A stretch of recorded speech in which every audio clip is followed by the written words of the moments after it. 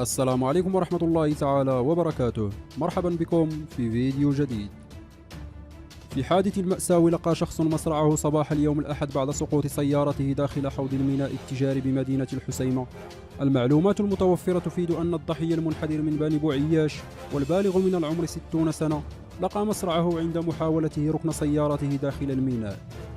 وأفادت مصادر وفق ما نقلته جريدة اليوم 24 أن الحادثة وقعت للستيني الذي يقطن بإحدى الدول الأوروبية بسبب عدم وضوح رؤيته لما يوجد خلفه، حيث سقط من رصيف الميناء تجاه مياه البحر مباشرة، ما تسبب في وفاته غرقا على الفور. وأضافت المصادر ذاتها أنه ورغم محاولات المواطنين إخراجه من السيارة وإنقاذه، إلا أن هذه المحاولات باءت بالفشل. وتجري السلطات المختصة في هذه الأثناء عملية سحب السيارة من وسط حوض الميناء التجاري بالحسيمة. أتمنى أن يكون الفيديو قد نال إعجابكم.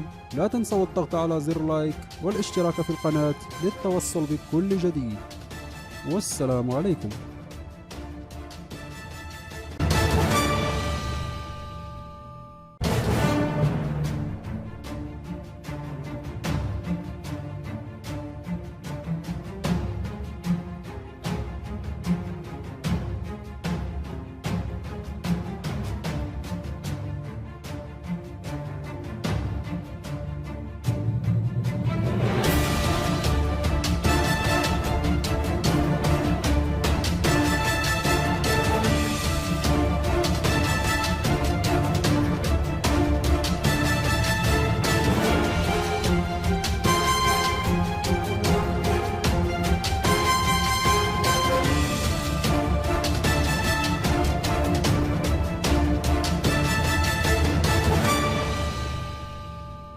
تنسوا الإعجاب والتعليق، ولكي يصلكم كل جديد اشترك الآن وفعل زر الجرس.